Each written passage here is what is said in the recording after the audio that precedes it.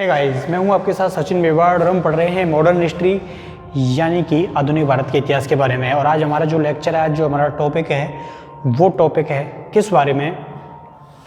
भारत की विदेश नीति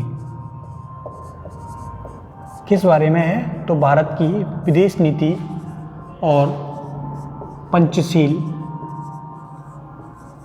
ठीक है, तो पहले हम भारत की विदेश नीति के बारे में अध्ययन करेंगे, क्योंकि पंचशील सिद्धांत जो हैं वो आपने छोटी कक्षाओं में जरूर अध्ययन कर लिए होंगे। इसके बाद हम इसमें भी इसका उल्लेख करेंगे, लेकिन पहले हम भारत की विदेश नीति को समझने का प्रयास करते हैं। ठीक है, बहुत ही सरल टॉपिक है, इसमें कुछ खास है नहीं। देखिए, आप लोगों को मालूम है कि भारत जो है वो 1947 में क्या होता है? आज़ाद होता है। और उस समय जब भारत आज़ाद हुआ था तो उस समय विश्व जो है वो द्वितीय विश्व युद्ध से निकल के ही आया था और विश्व एक नए युद्ध में जाके फंस गया, और उस युद्ध का नाम था शीत युद्ध। क्या नाम था? उस युद्ध का नाम क्या था? शीत युद्ध था। और इस शीत युद्ध में जो विश्व है वो दो महाशक्तियों के गुट में डिवाइड हो चुका था। ठीक है, एक तरफ सोवियत संघ था जो वर्तमान में रूस है, और दूसरी ओर अमेरिका, संयुक्त राज्य अमेरिका जो है, यूएसए जो है वो था। अब भारत के सामने सबसे बड़ी समस्या ये थी कि भारत किस ओर जाए, कि उसे या तो सोवियत संघ का दामन थामना था, या अमेरिका का दामन थामना था, या फिर उसको स्वतंत्र रहना था, उसको अलग रहना था। ठीक है, तो उसने काफ़ी सोच विचार के पश्चात ये निर्णय लिया कि भारत जो है वो क्या रहेगा? तटस्थ रहेगा, अलग रहेगा, और वो किसी भी गुट में शामिल नहीं रहेगा, और वो गुट निरपेक्षता का गुट निरपेक्षता का पालन करेगा। गुट निरपेक्षता का पालन करेगा। ठीक है, किसका पालन करेगा? तो गुट निरपेक्षता का पालन करेगा। यानी कि 1947 में शीत युद्ध, सोवियत संघ, अमेरिका, यूएसए, गुट निरपेक्षता का पालन इसके द्वारा किया जाएगा। भारत की ये नीति जो है वो रही, क्योंकि भारत जानता था कि उसे अपने विकास के लिए दोनों ही शक्तियों के सहयोग की आवश्यकता है। अगर वो अमेरिका का सहयोग ले लेता है तो उत्तर में उसकी सीमाओं के लिए एक प्रकार की चुनौती सामने आ जाएगी। अगर वो सोवियत संघ की तरफ चला जाता है तो उसे समुद्र में एक प्रकार से खतरा उत्पन्न हो सकता है, क्योंकि ब्रिटेन उस समय समुद्र में सबसे बड़ी शक्ति बन के उभरा हुआ था। ठीक है, तो इसलिए भारत ने गुट निरपेक्षता की नीति का क्या किया? पालन किया। और इसके द्वारा जो अपनाई गई उस समय थ्योरी थी, एक समानता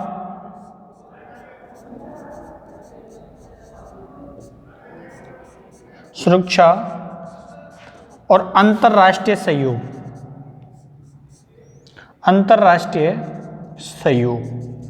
तो इस नीति पर इसके द्वारा इस नीति को इसके द्वारा क्या किया गया? फॉलो किया गया। ठीक है, समानता, सुरक्षा और अंतरराष्ट्रीय सहयोग। तो भारत का ये निर्णय बड़ा ही अच्छा था, और उस समय भारत के फर्स्ट जो विदेश नीति रही थी, जिसको नेहरू नीति के नाम से भी जानते हैं, Pandit Jawaharlal Nehru first prime minister of India, तो वही भारत की विदेश नीति जो है उसका क्या कर रहे थे? निर्धारण कर रहे थे। ठीक है,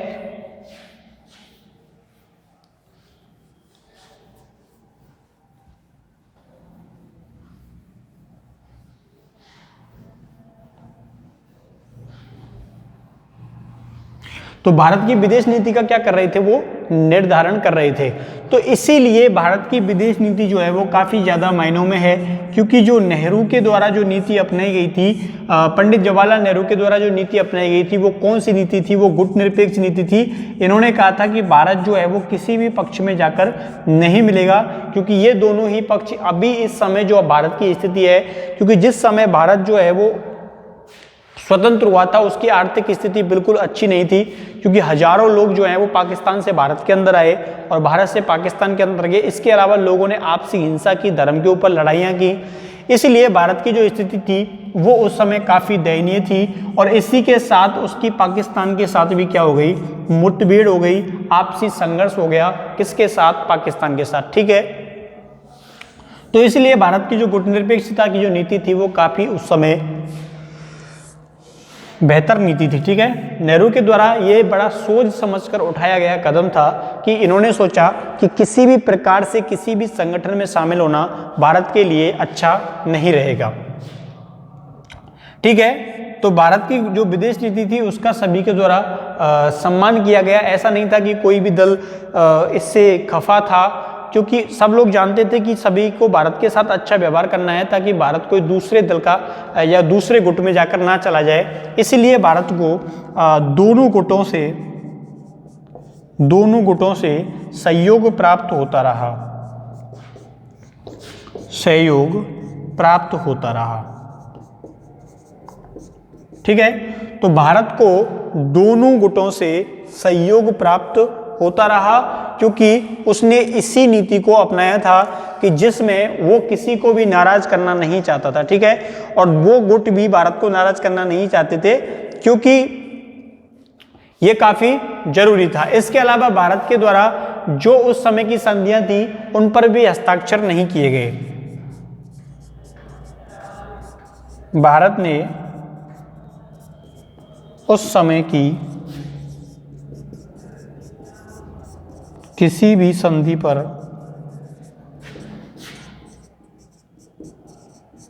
हस्ताक्षर नहीं किए।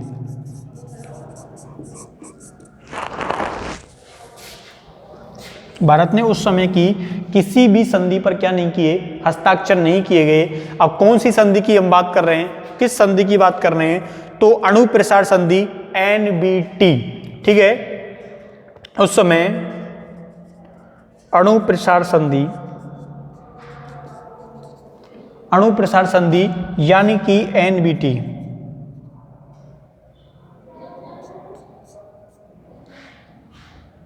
के ऊपर हस्ताक्षर नहीं किए।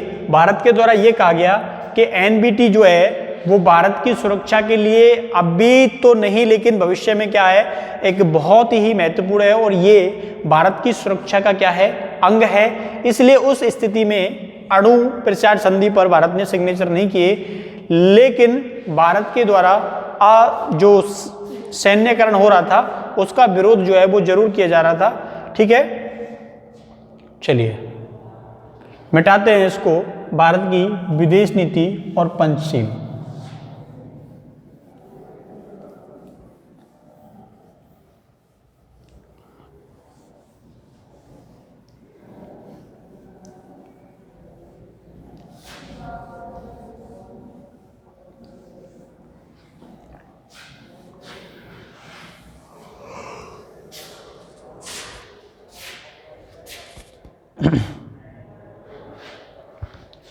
देखिए, अब देखो मैं कुछ पॉइंट लिखा रहा हूं आप लोगों को, भारत की विदेश नीति की विशेषताएं।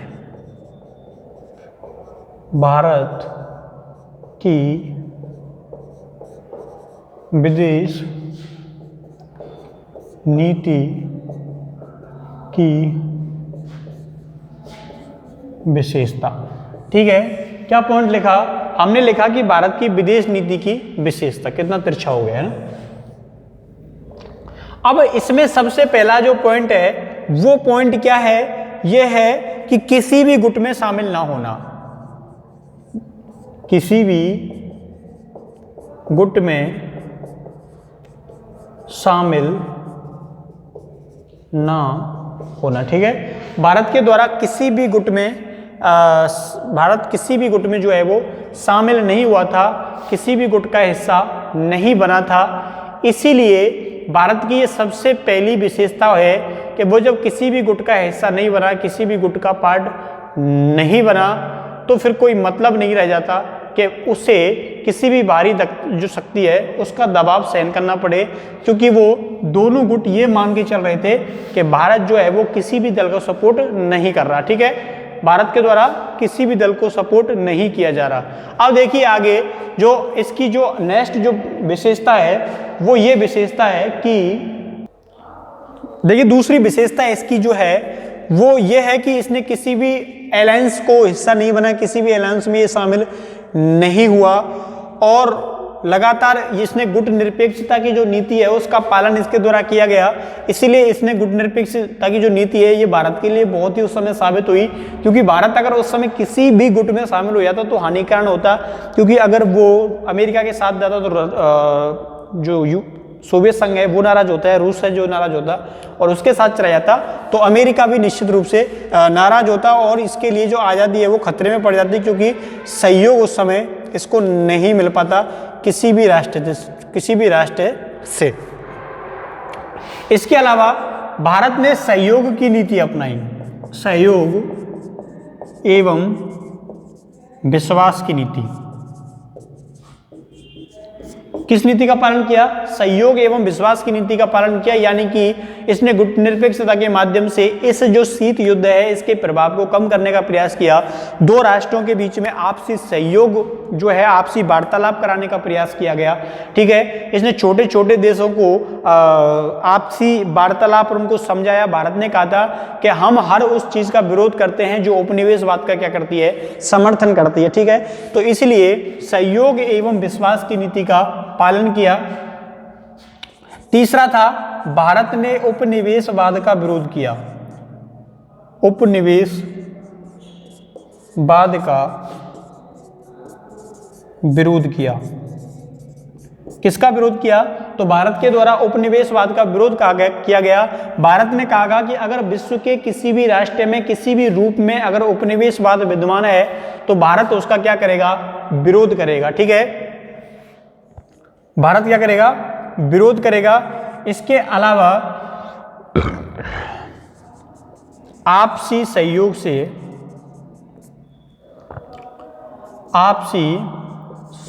से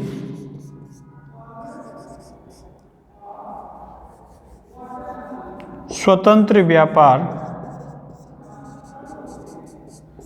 का समर्थन।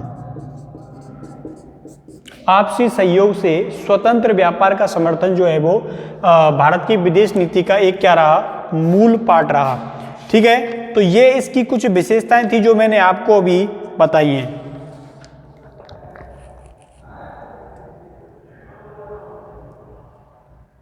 चलिए अब देखिए, इसी संदर्भ में भारत जो है उसने बिल्कुल अलग रुख अपनाया था।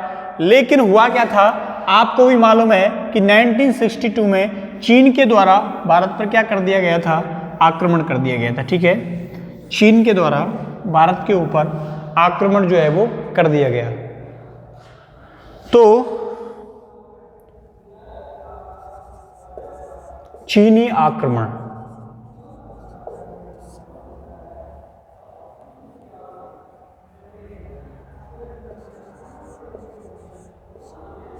चीनी आक्रमण यानी कि चीन का आक्रमण 1962 में चीन के द्वारा क्या कर दिया गया? देखिए, चीन का आक्रमण ऐसे समय पर हुआ था जिस समय भारत को बिल्कुल भी उम्मीद नहीं थी कि चीन जो है भारत के ऊपर क्या कर देगा? आक्रमण कर देगा। ऐसे समय पर चीन का आक्रमण हुआ था और नेहरू को इस बारे में बिल्कुल विश्वास नहीं था, क्योंकि नेहरू उस समय किस भाव पर चल रहे थे? मित्रता के भाव पर चल रहे थे, सहयोग के भाव पर चल रहे थे और शांति के भाव को मानकर ये आगे बढ़ रहे थे। और नेहरू की विश्व में एक अलग ही उस समय पहचान थी कि और एक शांति के समर्थक के रूप में नेहरू उस समय माने जाते थे। ठीक है, इसीलिए ये नहीं चाहते थे कि सभी को नुकसान पहुंचे, और इन्होंने जो अपडेट मिल रही थी उस समय 1962 में चीन के आक्रमण की सूचनाएं कुछ खुफिया एजेंसियों के माध्यम से मिल रही थी, उसे भी इन लोगों ने इतना सीरियस नहीं लिया और चीन ने जो काम करना था अपनी चालबाजी से वो किया और 1962 में इसके द्वारा क्या किया गया? आक्रमण कर दिया गया। ठीक है, समझ में आई? और ये आक्रमण जो है वो अचानक हुआ था, भारत इसके लिए बिल्कुल भी तैयार नहीं था। ठीक है,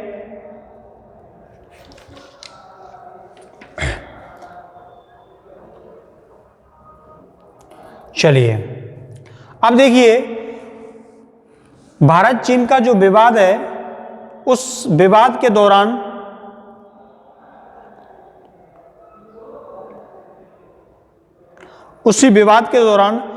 रसिया के द्वारा भारत का क्या किया गया, समर्थन किया गया था। सोवियत संघ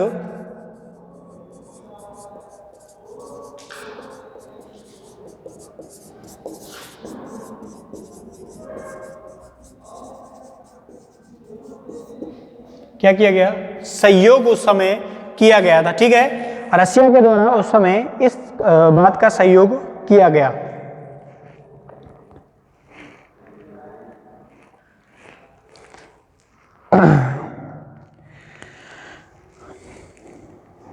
भारत ने बाद में इसका विरोध किया था, लेकिन इस विरोध से कुछ होने वाला नहीं था। ठीक है, उसके बाद इस घटना के बाद ही मई 1964 में, कुछ साल बाद मई 1964 में क्या हो जाती है, नेहरू की मृत्यु हो जाती है। वो इस हार को, इस अपमान को क्या है, सहन नहीं कर पाए थे। इस हार और अपमान को उन्होंने बिल्कुल तोड़ दिया था और इसी के कारण उनकी क्या हो जाती है, मृत्यु हो जाती है। ठीक है,